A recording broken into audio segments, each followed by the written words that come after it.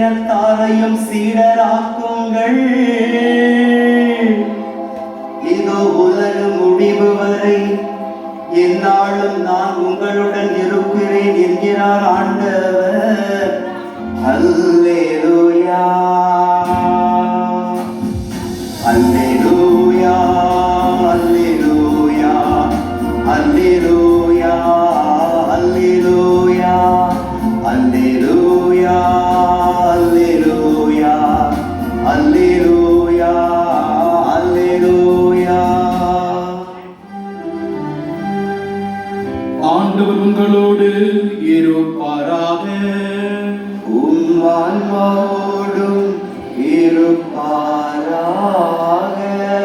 புனித மத்தேயு எழுதிய பரிசுத்த நற்செய்தியிலிருந்து வாசகம். ஆண்டவரே, மாட்சி உமக்கே. மத்தேயு எழுதிய நற்செய்தி இயல் 5 இறைத்திருவாக்கியங்கள் 13 16 முடிய.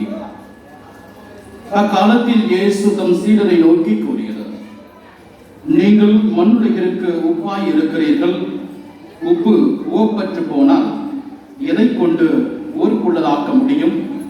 அது வெளியில் கொட்டப்பட்டு மனிதனால் மிதிக்கப்படும், வேறு ஒன்றிற்கும் உதவாது.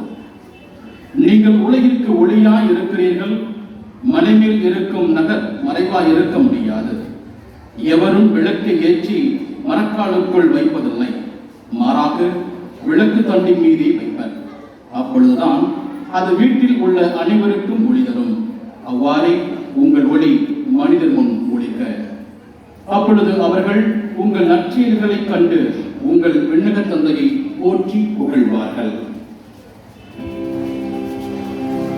ஆண்டவரின் அருள்வாக்கு. கிறிஸ்துவே, உமக்கு புகழ்.